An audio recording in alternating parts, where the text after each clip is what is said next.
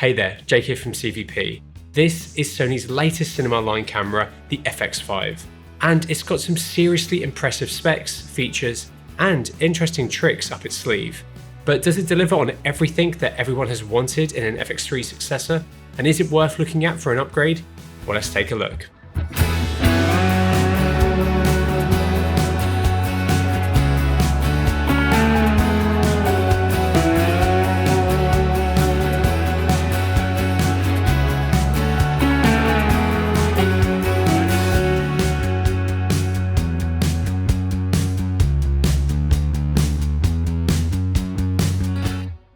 Sony were kind enough to let us shoot with the FX5 for a day, but they haven't had any say in this video. We've tried our hardest to test this camera as much as possible in the very short period of time that we had it, but if we've missed something, please let us know in the comments below, and we'll look at doing a second video around the FX5 once production units start shipping. This is a pre-production camera, so performance is subject to change. We spent the morning shooting B-roll, afternoon shooting tests, and then towards the evening we went out and managed to film a little bit of outside creative footage. Before we get into the meat and potatoes of the video, I want to quickly talk about pricing. The FX5 is going to be available body only and bundled with the XLR handle. The body only is £4,700 or €5,400, and the bundle is £5,250 or €6,000. We will discuss the positioning and value proposition of it in our reflection at the end of the video. Anyway, let's get into the good stuff, starting with the new sensor Sony used inside of this camera. The FX5 uses a new approximately 16.6 megapixel Exmor RS stacked full frame CMOS sensor, which has a resolution of roughly 4992 by 3328 and a rough size when recording of 36 by 24 millimeters, giving it an approximate pixel pitch of 7.21 microns, which is slightly smaller than the FX3 sensor, but still a decent pixel size. It seems to be the first camera they've used this sensor in, which is really exciting. It also uses Sony's latest Bionz XR2 processor inside, which they introduced with the A7 IV.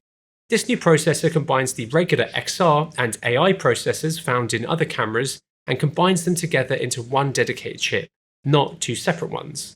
This should result in faster performance, more efficient power usage, and improved heat management. Sony has rated this camera to capture up to 15 stops of dynamic range, which is about the same as they rate the FX3.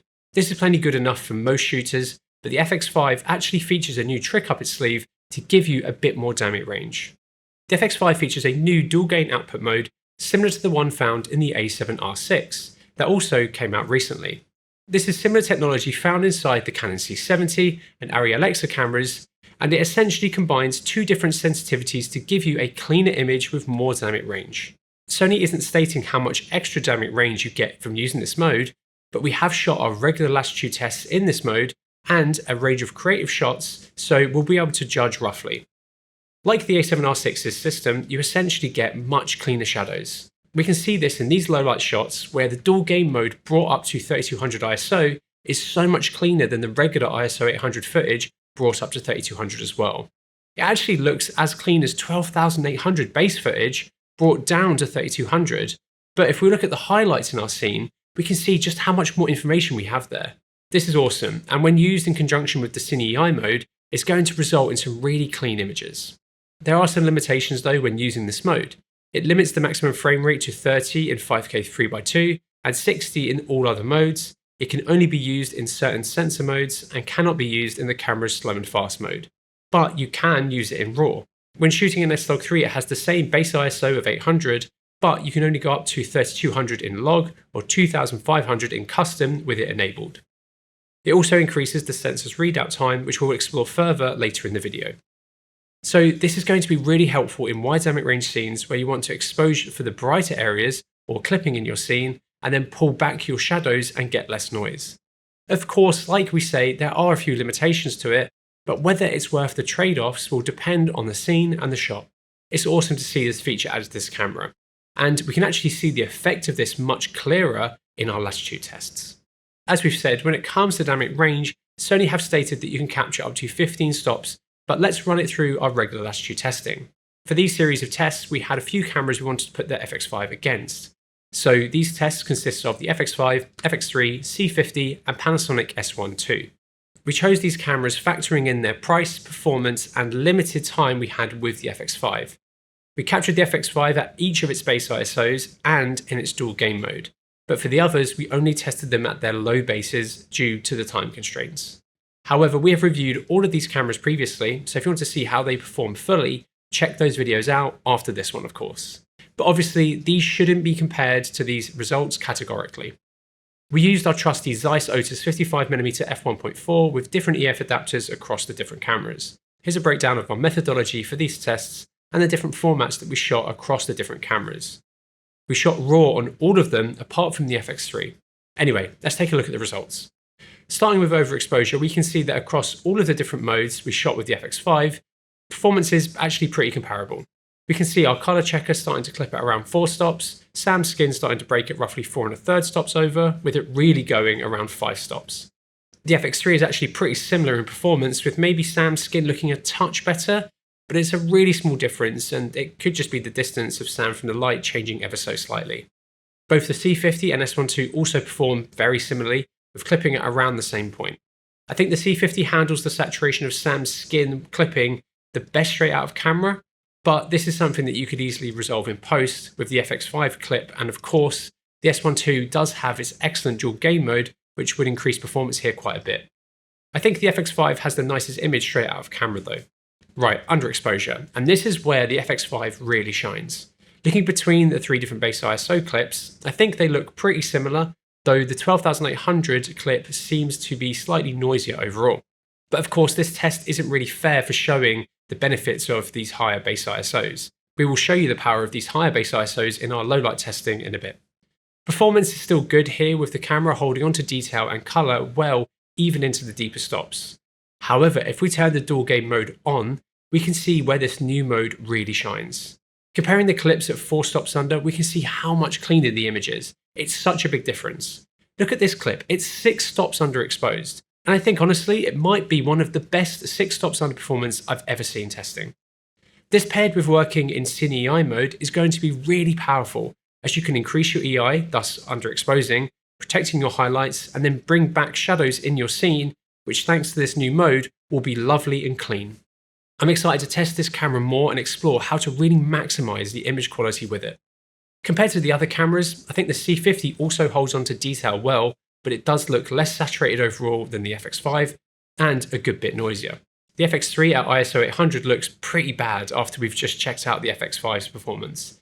It has far less detail and color information and much larger, busier noise. It also looks to have CMOS smear, which this new sensor doesn't. The S1 II also does a good job of holding onto color, but like the C50 has some pretty heavy pink noise. Overall, the FX5 performs really well here. Overexposure performance is about what you should expect from a modern sensor, but where it really performs well is underexposure. This is pretty common now for Sony cameras, and if you learn to master this system, I'm sure the results are going to be excellent, especially in the dual game mode. Another thing that makes this performance even more impressive is the camera's readout speed. One rumor I saw flying around online was that this camera was going to feature a global shutter sensor, but it actually uses a stacked sensor, which is still rolling shutter, but should be fast. So with that in mind, I know one question that is on everyone's lips is, how fast is this new sensor inside of the FX5? So one of the first things that we did was run it through some testing. For these controlled readout speed tests, we are using our own in-house measuring tool and software so we can give you some numbers and compare them to other cameras we've measured before. We measured a range of different modes and the numbers are actually pretty interesting. This camera is rapid. In the 5K 3x2 open gate, we got a measurement of roughly 8.5 milliseconds. To put that into perspective, the FX3 and FX6, which read out much less sensor height, measure around 8.7 milliseconds. And that's considered really good.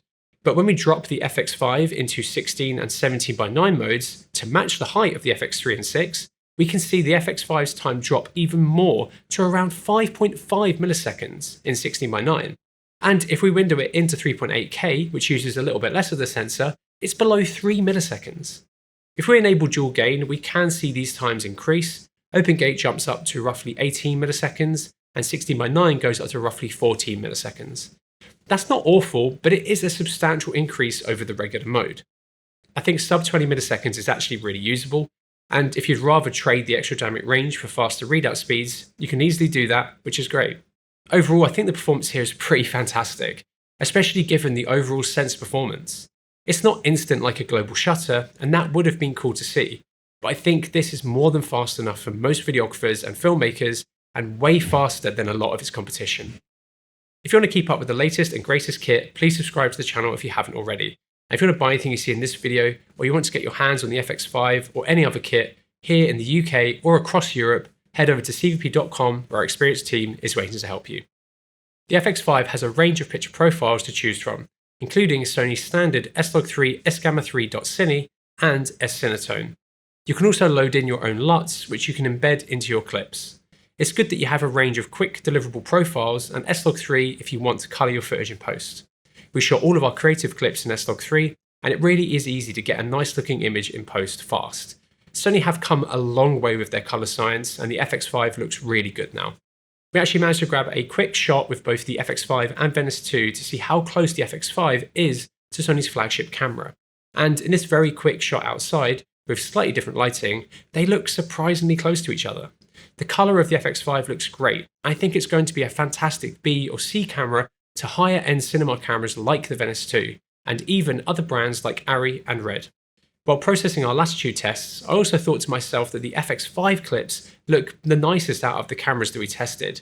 Colour looks the most natural and nicely saturated.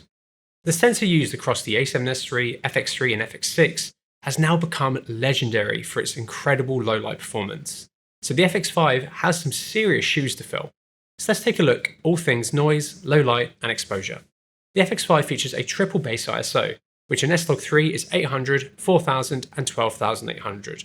Or in the 709 profiles, like S-Cinetone, it's 320, 1600 and 5000. This is a really good range, and having a middle ISO value is great, as 12800 is sometimes too bright for some lighting conditions. And this is one bit of feedback that Sony had with the FX3.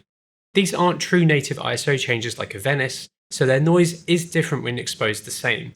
But the 4000 and 12800 base ISOs are much better than ISO 800 with the same amount of light hitting the sensor in lower light situations.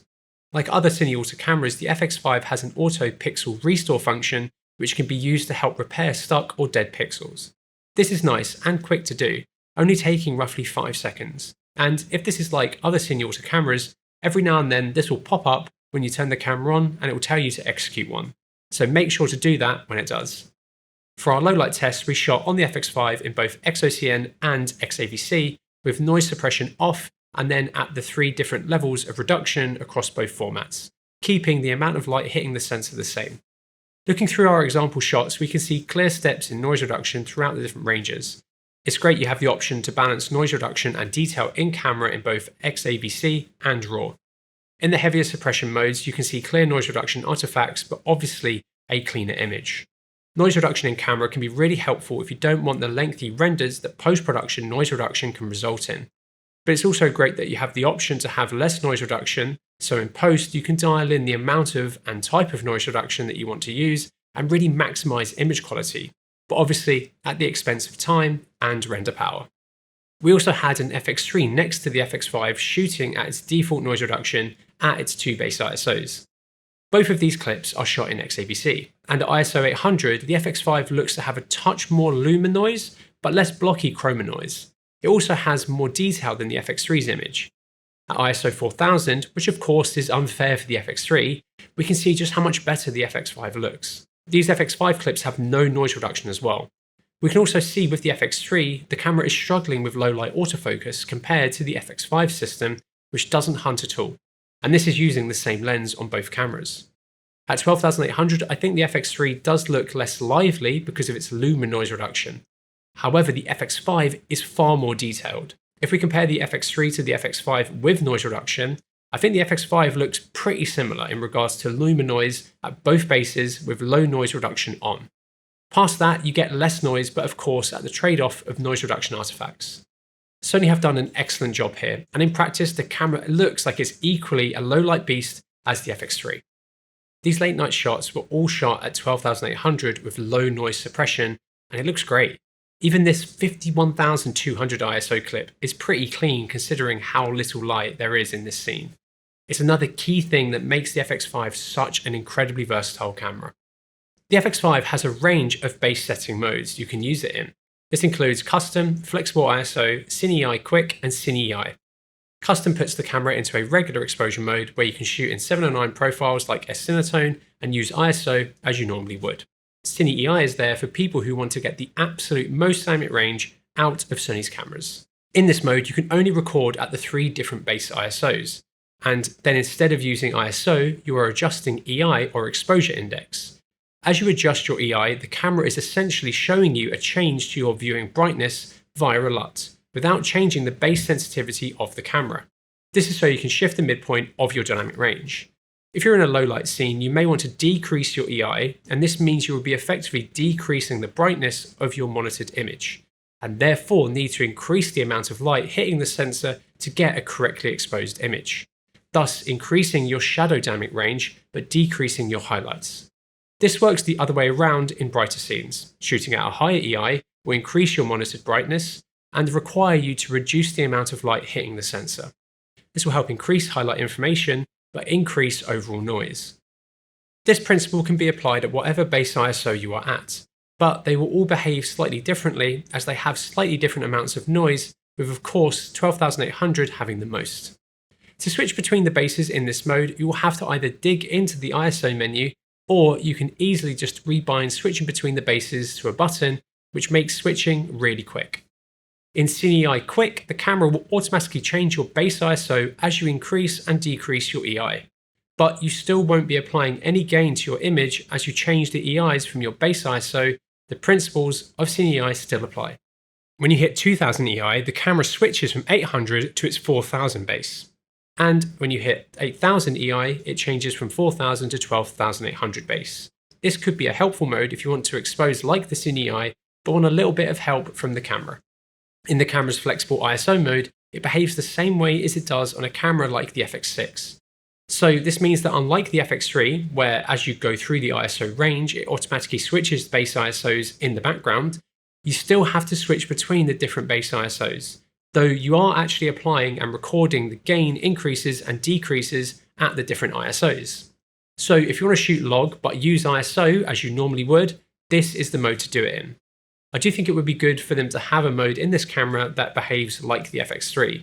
I think with the triple base that would be a really helpful mode, especially for more run and gun style shooters wanting to ride their ISO.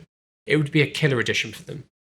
One thing to bear in mind is that as you increase and decrease your ISO away from the different bases, you are affecting your overall dynamic range. One of the big upgrades that the FX5 has is the incredible new range of recording options. For the first time in an FX series camera, you now have the ability to shoot RAW internally. XOCN is Sony's 16-bit linear encoded RAW format, which you can find in the Burano and the Venice cameras. And personally, I really enjoy shooting in this format when I can. In the FX5, there are 3 flavors of XOCN. You have LT, which is present in the Burano and Venice systems, and then 2 new versions, C1 and C2. C1 and C2 are essentially more heavily compressed versions of LT. And looking at our compression tests, you can see a clear reduction of detail as you step up the compression. Looking at our outside real-world compression tests, which is a pretty detail-heavy scene, there is still a big difference between them when you start pixel peeping. So if you want to get the best image quality out of this camera possible, LT is the way to go. But it's great you have the option to decrease the data rate if you are in a simpler scene or environment where more compression works. When shooting in XOCN, you are limited to just being in the Cine EI mode. It won't work in any other mode. As well as RAW, you'll also have a bunch of XAVC formats available too. In the FX5, there are 5 different flavors of XAVC to choose from, which is awesome. First of all, you have XAVC SI, which you might recognize from previous Sony FX cameras. This is a 42 10-bit intra-frame codec. You then have XAVC HSL, which uses H.265 long op compression and is available in both 42 10-bit or 4208-bit. And lastly, you have XAVC SL, which uses H.264 long op compression and is available in both 42 10-bit or 4208-bit. It's great to see the addition of 10-bit long op options. It's a really solid range to choose from, though you are limited in the long op modes to certain sensor modes, which we will pop on screen now. These are obviously lower in data rate than XOCN, but will have slightly higher compression and less detail. but the images do look good from these, though I would say the 1080p ones do look a little soft. Sony only gave us the data rates for some of the formats in 4K, so I've done a little bit of maths in a Google Sheet to create a rough data rate sheet using these numbers of the different sensor modes, recording formats and resolutions. It's interesting seeing just how compressed the RAW is on this camera. Compared to the RAW formats inside of the C50 and the Nikon ZR, we can see just how much lower the data rates are compared to them. This will make the FX5 so much more appealing to shoot RAW with, as you won't have to stress too much with the potentially huge increase in data. In the database, I've also created a storage calculator which will tell you the runtime of cards based around a chosen format. I've put a link to that sheet in the description below. The FX5 has a range of different sensor modes which depends on what format, frame rate and sensor area you want to record in. Here's a chart we've made using Sony's input showing the different modes and sensor areas they use. There is a difference in field of view between these modes which is noted on this graphic by the percentages. For the first time in a Sony FX series camera, we now have the ability to record open gate, which in this camera is 5K 3x2. This is something a lot of people have wanted from this class of Sony camera for a while, and previously it was only possible with their Venice cameras, not even the Burano. At launch, this will only be possible in the different XOCM modes up to 60p, but in a future firmware, they will be enabling XAVC recording up to 60 frames per second in 5K 3x2 and up to 120 frames per second in RAW. You also, of course, have regular 16 and 17:9 aspect ratio recording options across the FF or full frame modes, which use the full width of the sensor, and then FFC or full frame crop, which crop in a given percentage when in them from full frame. Which mode you use will depend on what recording format and frame rate you desire. There is also a Super 35 mode which is only available in XAVC, though RAW is possible in the full frame crop 3.8K 60:9 mode, which is a touch larger than Super 35, but close-ish. The FX5 features an OLPF which will be specifically designed for capturing motion. The camera does a really good job handling aliasing. There is a touch, but not a lot by any means, across pretty much all of the recording options. You can see a clear difference in detail between the 5K LT and the other modes, but that's not surprising. Out on location, the image is detailed, but I don't think it's too much so, which is partly due to the resolution of the sensor and low bitrate RAW. It's definitely a step up in detail versus the FX3, without it being too much, which a higher resolution sensor like a 7 or 8K one would have been. 5K is a really nice resolution. It's a nice increase from 4K without it being too unmanageable when it comes to data rate and detail. I'm really happy that Sony chose to keep this camera low resolution compared to its competition. The camera also has an interval recording mode, the ability to dual and proxy record, and of course the ability to dial in your frame rate above and below your base. When it comes to frame rates, you don't need to switch between PAL or NTSC. You just dial in your base frame rate here, which is nice. And then when you go into the slow and quick mode, you can dial your frame rate up and down and it will conform to your base frame rate. You can go all the way down to 1 frame per second, which means you'll be able to capture some creative results if you want to, and it's great to have that flexibility. In this version 1 firmware, it has a certain set of frame rates, which we'll go through now. But Sony are planning on adding a bunch of other options, including 5K 120 frames per second in open gate RAW and 4K 240 frames per second in full frame crop 3.8K 60:9, also in RAW as well. This will be incredibly impressive, and it's actually insane that Sony are going to be offering this in a camera of this size and price. At release though, it still has some pretty impressive frame rates and recording options. You can record OpenGate RAW up to 60 frames per second, full frame RAW up to 60 as well, XAVC 4K up to 120 frames per second, and XAVC Full HD up to 240 frames per second in both full frame and Super 35 modes. All the tests we shot for this look great. Even the Full HD stuff looks pretty good, but it certainly is softer than the 4K footage. Once this new firmware comes out, we will do an update video, but what Sony have managed to offer with this camera frame rate wise is pretty excellent, and I'm excited to check out the RAW 240. Up next, let's check out how this camera handles infrared light pollution. For these tests, we grabbed a range of different black fabrics, as different types will behave differently to each other, and then blasted an Ari blonde at them. We then went through the range of our Polar Pro ND and then took it off as well, keeping exposure consistent with aperture. This is an unnamed camera with its OLPF removed as an extreme example of what IR pollution does to your image. Starting off looking at the camera with no ND, we can see that as we go through the different stops, there is a slight tinge of purple creeping into the different black fabrics in our scene. It isn't an awful lot, and it's certainly manageable, but there is a little bit present. Out on location using the same ND during a nice sunny evening, we can see a little bit of colour in the bag on my back here and in some of the darker shirts we were wearing, but again, it's minimal. The top handle that comes with the FX3 is a huge reason why it's been so popular over the years. Having a nice lightweight handle that enables quad channel audio recording, professional XLR inputs and solid control is fantastic. And the handle for the FX5 has taken all of that and improved on it. First off, the actual handle itself is quite similar in size and design, but the threads on the handle now have some kind of locating holes, which is great to see, and should make mounting accessories much better. However, I do wish it was a touch longer, as with people with larger hands, you may struggle with how small it is. This was also a bit of feedback with the FX3, but plenty of rigging manufacturers like SmallRig have made handle extensions which aren't super expensive, and I'm sure something we should expect to see with this camera as well. The audio portion of the handle has seen some improvement as well. When Sony announced the a7R6, they also announced the XLR-A4 XLR adapter, which brings 32-bit float recording to both the a7R6 and a7 IV. Well, this new handle will also enable 32-bit float recording with the FX5.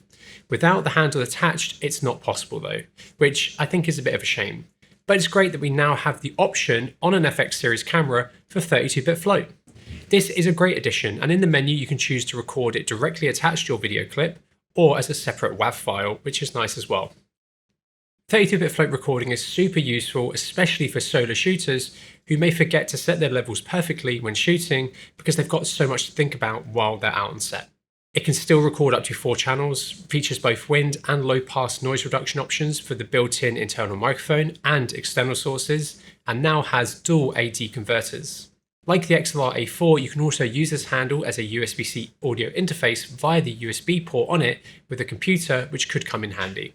The audio examples we managed to capture with the FX5 were good, and having the ability to manipulate the 30-bit float audio in post is really useful. If you haven't already, please consider subscribing. And if you like anything you see in this video, or want to buy any other photography or filmmaking equipment, head over to cvp.com, where our experienced team is waiting to help you. One big change with the addition of the Cine Auto menu system is how much more detailed the audio settings are in the menu compared to the stills menu system in the smaller FX and Alpha series cameras. On the first page of the menu, you can monitor all 4 channels of your audio and control the sources and a bunch more. It's great, and you can easily go deeper by clicking on the menu details tab here. For more professional users, this greater level of control will be fantastic. If you want to get your hands on the camera, we are running events across the rest of July and August in the UK, Belgium, Germany and the Netherlands. The UK one will be hosted by myself and the fantastic tech team in our central London showroom. So if you want to come in, have a chat with us about the camera, check out some of our raw rushes yourself, and of course get your hands on the camera, make sure to sign up via the link in the description. The European events are being hosted by Sony and Alistair Chapman, which you can learn more about on our events page as well. One huge component of Sony's domination over the past few years is their truly excellent autofocus systems. This is across their stills menu system cameras all the way up to their Cine Auto cameras, and the FX5 features a similarly excellent system. It's a step up over the FX3 as it now features Sony's XR2 processor, which incorporates their AI chip, which is present in some of their modern Alpha series cameras. This means it should be better at subject recognition than the FX3, and more in line with cameras like the a7 IV and FX2. It has a range of different subject modes, including human, animal, and bird detection, and a similar level of control as you would see in the FX6. Out on location, it works well and is easy enough to control as you can just tap on the screen to go between subjects and points. Compared to the FX3, both cameras do a great job of tracking Sam here. However, the FX5 does a much better job at recognizing Sam in the frame faster and also tracking him when his back is turned. And it's faster at snapping back onto him after he's gone out of frame. It certainly is an upgrade, but both do work great. As we mentioned earlier as well, the FX5 seems to autofocus much better in low light compared to the FX3 from our limited testing, but this is something that Sony mentioned to us as well. The FX5 stabilisation has also seen an upgrade over the previous FX series cameras. It's now rated up to 8.5 stops in the centre and 7 stops in the edge, which is actually the same as the system in the a7R6. You have the option to turn it off, but this doesn't lock down the sensor. However, Sony are actually offering a service for people who don't want sensor stabilization and want a properly locked down sensor, where you can send your camera in and have it converted. This is a full conversion that can't be undone. We haven't got pricing on this just yet, but it is cool, and I'm sure there will be people and productions who'd rather have no stabilisation. However, I think for most, stabilisation is very helpful, especially in a camera this small. The FX5 features 3 different modes: regular steady shot, and then active and dynamic active. But how does it perform? Well, I actually wanted to compare the camera to both the FX3 and what I think is the best IBIS on the market currently, the Panasonic S1 II. So we got our trusty Hague mount and 2 Sony 16-35mm f2.8s for the FX cameras and a Sigma 24-70 f2.8 for the S1 II, and set them all to 35mm and recorded at the same time. Compared to the FX3, I think the FX5 looks a touch better in the standard mode, and a good chunk better in the active mode. The FX3 doesn't have the dynamic active, which improves on the performance further, but obviously crops and at some points can result in some weird jumping. Compared to the S1 II, I think the S1 II is a touch better in their lowest modes, with less movement overall. In active and standard e-stabilisation, again I think the S1 II looks a touch better, but they are close. In dynamic active and boost, I think in this situation the FX5 looks a bit better.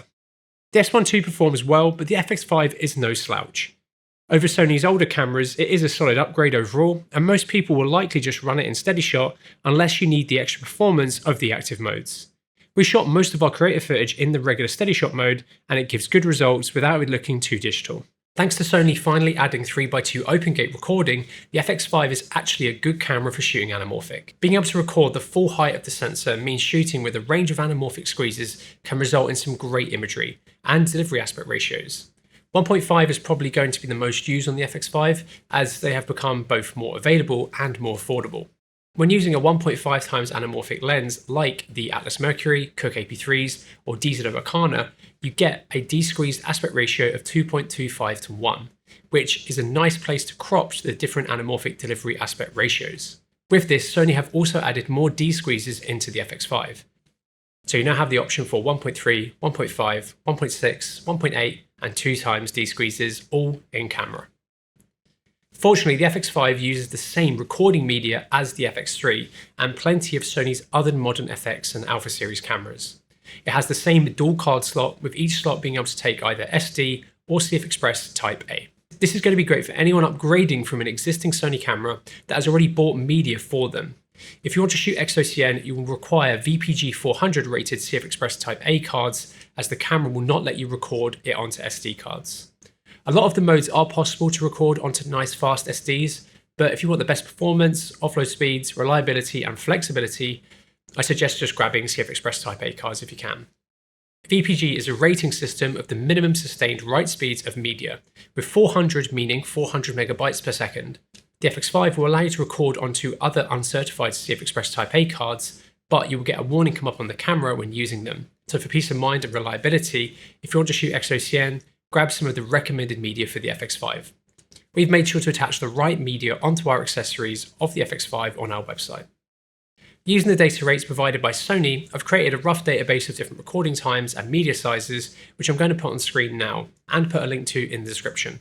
Personally, for a camera like this, which has pretty low data rates, I wouldn't suggest grabbing cards any bigger than 512 gigabytes, as you're going to have a lot of rushes on them, and I'd rather spread my rushes out personally. But of course, this depends on your personal preference and production use. As this is Sony's first smaller camera with XOCN recording, there will be a slight learning curve for people who've not used it before. So here are a few tips from someone who's used XOCN a lot. Fast SSDs are as important as ever for nice playback, and that's also the case with the XOCN 5K, but it is a lot easier to play back than the 8K XOCN out of the Venice 2. XOCN ingests into Resolve in a bit of a weird way. Each clip has its own folder, so you have to select them all and then right-click and add them to your project. Once in Resolve, you can then adjust the regular parameters you would expect from a RAW format. XOCN can also work across a range of other platforms, but the RAW out of the FX5 wouldn't work for us in some of them because it's such a new format. XAVC is pretty standard and will play back and edit well across all major NLEs. One detail we notice is that if you're shooting a project using both XAVC and XOCN, the camera will number them separately, which I found a bit weird in the edit, but I think it does make sense and is something not many people will have an issue with. In the camera, you can really dial in how a clip is named, which is nice as well. The FX5 uses Sony's new MP SA100 battery that they introduced with the A7R6. It's great seeing the new generation of battery being used in this new camera.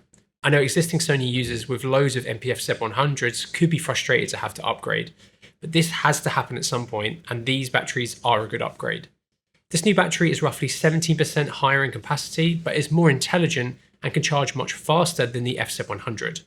The design of the battery is almost shaped like the grip, almost like it's been designed to maximize the space inside the grip.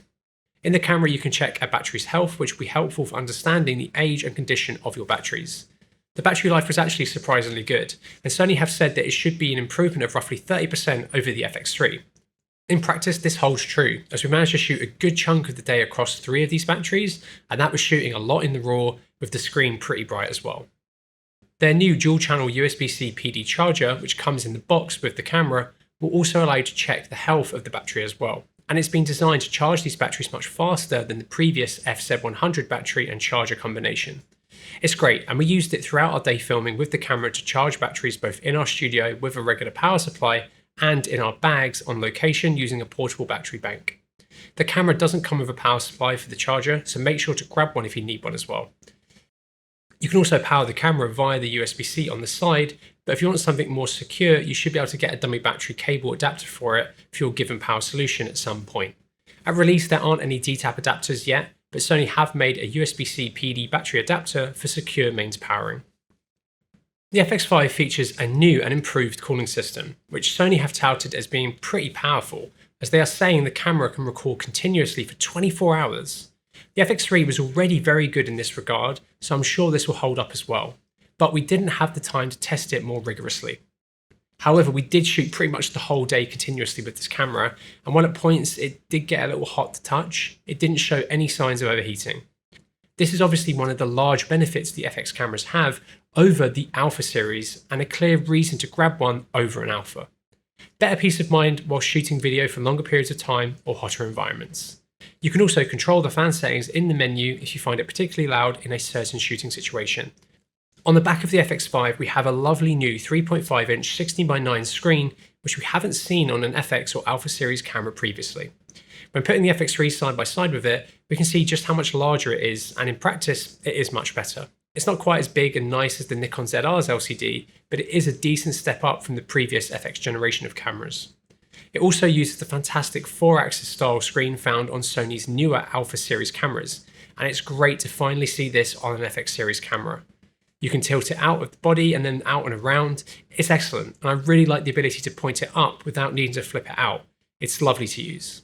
The mechanism looks like it's the same physically as the one on the A7 IV and R6, which means the larger monitor does overhang a little bit, but it's not a big deal.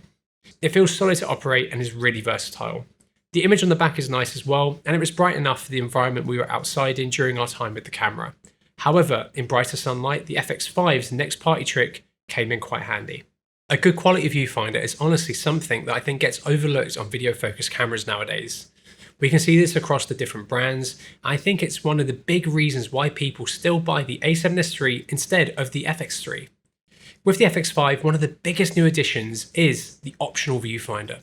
This is a really nice, large 3.68 million dot 10-bit OLED viewfinder that surrounds your image with settings similar to the rear LCD. It feels very solid and can be tilted from flush to the body up to 90 degrees, pointing straight up. This means it's great to use in a range of different ways, not just in a traditional stills camera way. It's similar in design to the one on the FX2. Sony have actually used the same connector as the FX6's LCD on top of the FX5 here for the viewfinder, just in front of the MI shoe. You can remove this little port cover and attach the EVF via this port and locking it down using the same threads that the XLR top handle uses on the top of the body. Once attached, it feels like it's part of the camera. I've wanted to see Sony make an optional EVF for their FX series cameras for a long time, and this is such a great addition to this camera. Hopefully going forward, we see other smaller FX series cameras use this same feature, as I think giving people the option to use a viewfinder is excellent on these cameras that don't normally have one. This one is a joy to use, and we found it incredibly useful when out on location filming. I also think it's really well priced considering its spec and actual performance. It's going to cost £660 or €750, which when you look at the pricing of other third-party EVFs, I think is pretty reasonable. While we had the camera, we actually tried Mid49's FX6 monitor extension cable with the viewfinder to see if it works. And we did need to remove the housing around the end you plug into the viewfinder, but once we did, then we could carefully attach it, and it works. Mid49 know that this works, and they are working on a cable specifically for this combination that doesn't need modding like this. We also tried the combo with the FX6, and it unfortunately doesn't work. We've reached out to Sony to tell them this is something they should unlock with firmware, as I'm sure there would be plenty of FX6 users who would love to use this on their cameras as well. This placement for the connector means that you can't use both the XLR handle and viewfinder at the same time, which is a real shame. But as soon as I saw the layout, I thought, surely this is something that someone is going to solve. And yes, Mid49 are working on a riser for the XLR handle, which enables you to use the EVF away from the body. This looks like a really neat solution and will make the FX5 a really nice complete package. I'm really excited to try this out with the camera. The FX5 uses the same E-mount that you will find across loads of Sony's existing Alpha and FX series cameras. And I think the range of both first and third-party lenses, and just how hard it is to switch camera systems now because of their short flange depths and the ability to switch lenses between systems, positions Sony really well with this camera. There are loads of E-mount cameras out there now, and even more E-mount lenses, which will all work really well on this camera. And as with any short flange mirrorless mount camera, you can adapt the FX5 to a range of lenses, including PL, which I can see being used with this camera quite a bit. One big thing that I know people wanted to see with this new camera was an internal ND. And given its size, I'm not surprised to see that the FX5 doesn't have an internal ND system, with how much space a system like that would take up. Really, I think it's the only thing that you could possibly perceive as missing from this camera big feature-wise now. But there are of course plenty of solutions out there now for using NDs. You have the regular front-mounted options such as traditional screw-on or matte box filters, and then some more interesting options. This could be adapting PL or EF lenses and using a rear filtration system like this from Mofage or Kiptai. There are some really nice options now if you're adapting, but of course you're going to lose the fantastic autofocus of native E-mount lenses. The FX5 features a completely different menu system than Sony's other smaller FX cameras. It's effectively the same as the systems found in the FX6, FX9, Burano and Venice cameras. This means I would class it more as a Cine Alta camera than Alpha adjacent. For users coming from existing Alpha or FX cameras that run Sony's photo operating system, this will take some getting used to, but it has a lot to love. You can navigate through the menus using the dial, joystick and via touch. Similar to the system introduced with the Venice, you have a range of different menu pages and controls. You have the option to cycle through a few different display modes using the home button, depending on if you want the Big 6 menu or to monitor the image normally.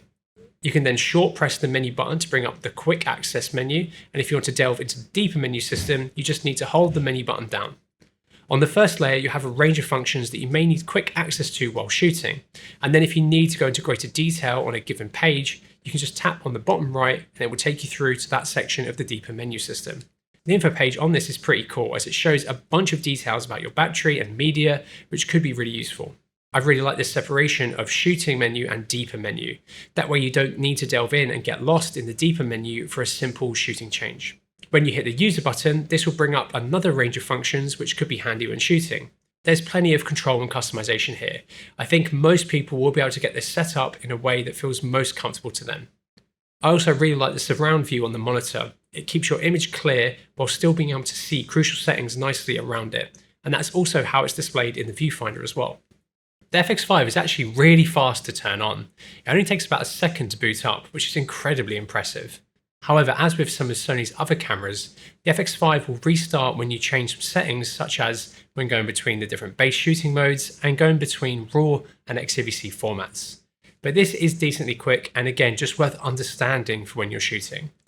Honestly, there's a lot we could cover here, but this video is already long enough. If you want to learn more about the nitty-gritty details before grabbing an FX5, drop our demo team an email if you want some actual time with the camera and the advice of one of our excellent technical experts. With this new operating system comes new shooting tools. First of all, the FX5 has false color. I know, I'm just as excited as you are, and Sony clearly are as well, as they've printed it onto the actual camera on this button here. It's great to finally have this as an option in an FX series camera. Though one thing I noticed is that you can't toggle it on while recording, but you can go into the menu while recording, which you can't on the FX3. It of course has other exposure tools as well, such as the already excellent zebra function, histogram, but also now the ability to use a waveform and vector scope. You can cycle through these on the submenu here. This really rounds out the exposure tools nicely in this camera. It also has loads of the regular tools you would expect to see in a camera running the Cine Auto system. So you have solid peaking, an auto exposure mode, and a bunch more. If you're coming from an FX3 though, the white balance tool is a little different, and I actually wish the system was the same as the one on the FX3. The system in the FX5 and the FX6 doesn't use this nice small box that the FX3 does. It evaluates the entire frame, which makes white balancing with a grey card a bit more inconsistent compared to the smaller target on the FX3. It's not unusable, just worth understanding the difference if you're coming from another FX or Alpha series camera. The FX5 is a video camera through and through, and Sony have actually doubled down on this as it actually can't take stills like the FX3 or other cameras like this can. There will be plenty of people who won't be worried about that, but I think some shooters may miss having the ability to take some photos in a pinch. This will most likely be a limitation of the Cine Auto menu system. If you mainly shoot video with your camera, do you ever need to grab stills? Would you miss it in this camera or your own? Let us know in the comments. As you probably expect from a modern Sony FX camera, the FX5 is well connected. You can use the USB-C to output 4K up to 60 frames per second using UVC or UAC. It has improved Wi-Fi as it now supports 6 GHz and the AX standard. And it has a full-size Ethernet port on the side of the camera now, which is going to make it great for a bunch of different on-location and studio workflows. I'm intrigued to see how this works and what it unlocks exactly. I'd love to see it behave similarly to how Blackmagic have implemented Ethernet on their cameras. It will also work with Sony's monitor and control app, which can come in really handy. The FX5 is a little larger and heavier than the FX3, but overall it's pretty similar in design. I was actually expecting this to be a little bit less mirrorless camera shape, but it does mean that if you're coming from an existing FX or Alpha series camera, it's not going to be a massive change for you. It only weighs roughly 35 grams more than the FX3, which, considering that it's slightly bigger and uses the new battery, I think that's pretty good. Its grip has also changed. It feels a bit more substantial now. It's similar in design to the ones found on the newer Alpha series cameras. Anyway, let's take a quick walk around the camera starting at the front. Here we have the E-mount, which we mentioned earlier, and the first button. This is rebindable in the menu, but is set to a record button by default. We can also see there is a new little notch here on the E-mount, which is an indicator of where to line your lens up that's not in the front of the mount. This is going to be really handy and is a nice little detail. The back of the camera looks familiar, but also a little different. It has the same on-off switch style button, but past that, quite a different array of buttons. You have a clips button, which takes you into the playback of clips. What you see will depend on what mode you are in. So if you are in XOCN, you will only see XOCN clips, and that's the same when in XAVC. And you unfortunately still can't scrub through clips on the camera. Next you have custom button 4, which by default is set to false color, then a button for the menu and back. Next is a similar dial that you can find on other Cine Auto cameras, which replaces the rear dial on the FX3. This is nice to use, but I do think the rear of the camera is missing a confirmation button, as there is no longer a rear wheel on the back. This does make controlling your exposure slightly different.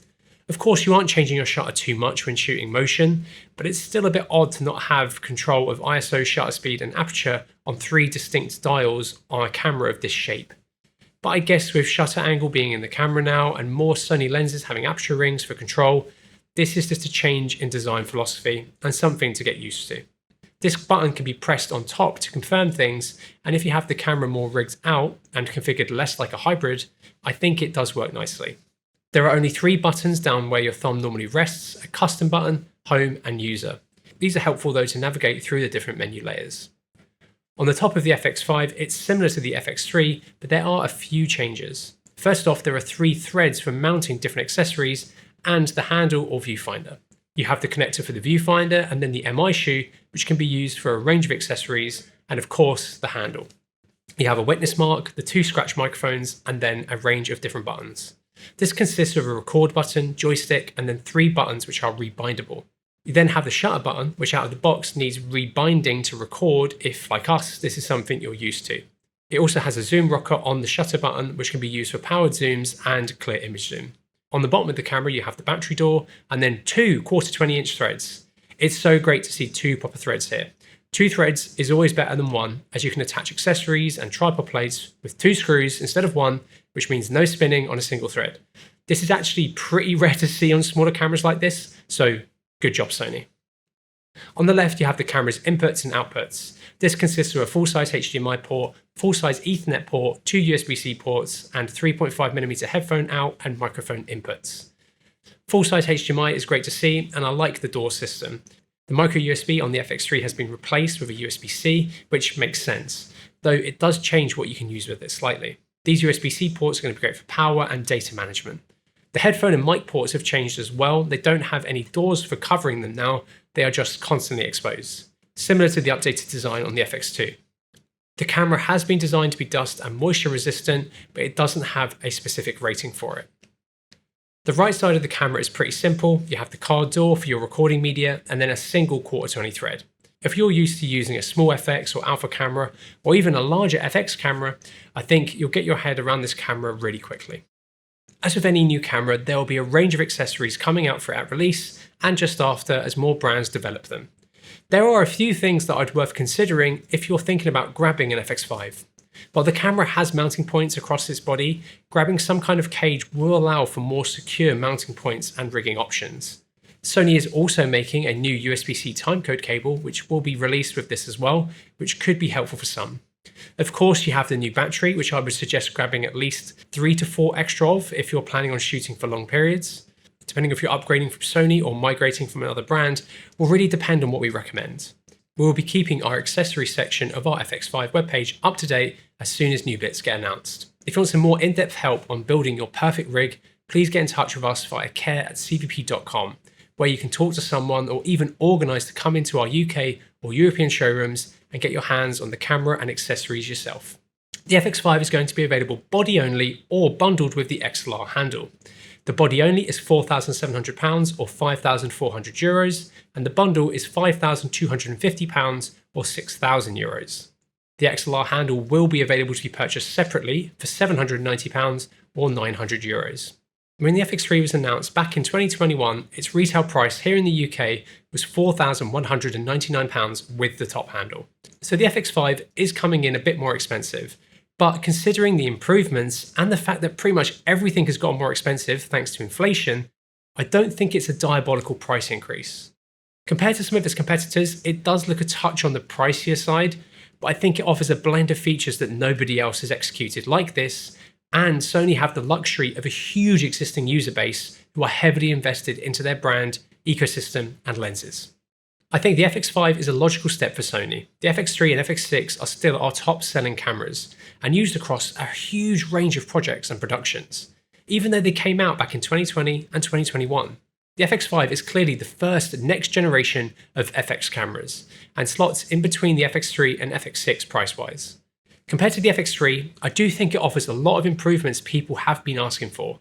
Open gate, XOCM recording at different actually manageable data rates without compromising the XAVC formats, improved stabilisation, 32-bit float, updated autofocus, better newer batteries, triple native ISO, excellent dual game mode, faster readout speed, incredible high frame rate options, great low light performance, and improved colour and overall image quality. It's honestly everything I wanted to see in an upgraded FX3, and maybe even a little bit more. It is closer in image quality to a Burano and Venice now than Sony's other smaller FX cameras. I don't mind the camera's form factor, but if it was going to be perfect for me, I would rework it slightly. There's a clear price difference between the FX3 now and the FX5, so I don't think Sony are planning on discontinuing the FX3 immediately. It will just be available at this lower price point for people who don't want to spend the extra for the FX5's modern feature set. When it comes to the FX6, I actually don't think it's going to affect it too much. You buy an FX6 for its fantastic internal ND, overall form factor, professional inputs and outputs, and just general usability difference. The FX5 is completely different in all of those ways to the FX6. I really hope Sony do release an FX6 replacement, and putting everything that this camera can do inside a hybrid of the FX6 and FX9's body and ports, but keeping the excellent electronic ND and adding stabilisation would make that an absolutely killer video camera, but probably at a price. It's going to be really interesting to see what Sony does next. I can see the FX5 being popular across a wide range of productions, just as the FX3 has been. From solo camera operators creating branded content, all the way up to high-end TV and feature films wanting a compact camera that can slide into traditional cinema workflows and provide great image quality alongside cameras that are a lot more money than them. Bravo Sony, this camera is pretty incredible. The FX5 and all the accessories that have been released with it are available to pre-order now on our website, and we'll be getting stock in soon to both our UK and European warehouses. We are also offering a free 1-year extended warranty as part of our FX5 early adopter launch campaign. This is available through the web or via an account manager and applied to purchases in the UK and across Europe. If you want to check the camera out yourself before pulling the trigger, please reach out to our fantastic demo team to arrange a demo in one of our UK or European showrooms. And of course, as I mentioned earlier, we are running events around the FX5 here in the UK and across Europe over the next couple of months. If you've made it this far, well done. I'm seriously impressed. I know this has been a long video. Let us know what you think of the FX5 down in the comments below. And if you liked the video, please give it a like and maybe consider subscribing so you don't miss out on our awesome upcoming content. And thank you so much for watching.